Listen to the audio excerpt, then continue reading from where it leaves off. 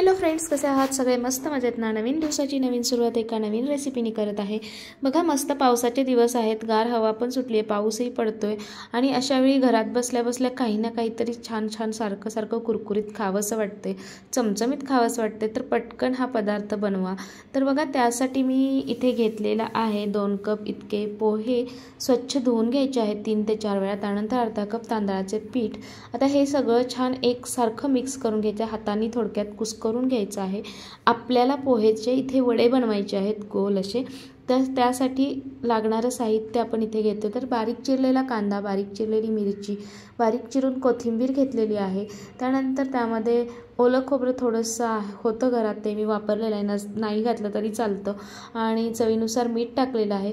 आता हे सगळं पहिल्यांदा सगळं छान असं मिक्स करून घ्यायचं आहे, जेणेकरून हे पिठामध्ये एकसारखे मिक्स झाले की आपल्याला त्यामध्ये पाण्याचा अंदाज येईल। बघा, थोडंसं मिक्स केल्यावर थोडंसं पीठ कोरडं वाटते, तर मग मी लागेल असं थोडं थोडं पाणी घालून मिक्स करून घेते पुन्हा एकदा सगळे जिन्नस एकत्र।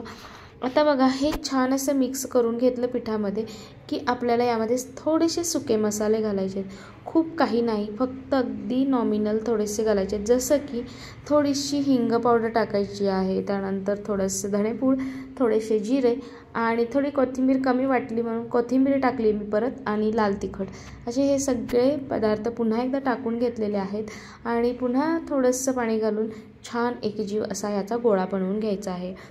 आता इथं तुम्ही म्हणाल सगळं थोडं थोडं थोडं म्हणतात, कारण आपल्याला वड्याला छान चव येण्यासाठी कोणताही मसाल्याचा अतिरेक नाही करायचा आहे।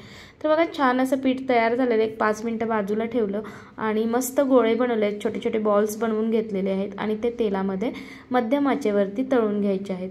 मस्त इकडे तिकडे फिरवत त्यांना अलटीपलटी करत सोनेरी ब्राऊन कलर येईपर्यंत तळून घ्यायचे आहेत। मध्यम आचेवरतीच तळा, कारण मोठ्या आचेवरती तळे तर वरून कलर चेंज होईल, आतून व्यवस्थित होणार नाही, त्यासाठी मध्यम फ्लेमवरतीच तुम्ही हे तळायचे आहेत।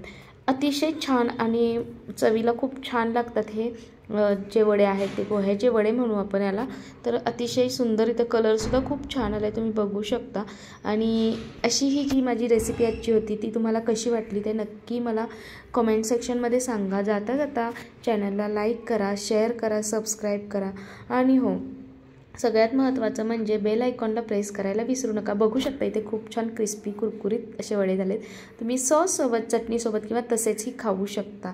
भेटूया पुन्हा नवीन रेसिपीसोबत नवीन भागामध्ये, तोपर्यंत बाय बाय।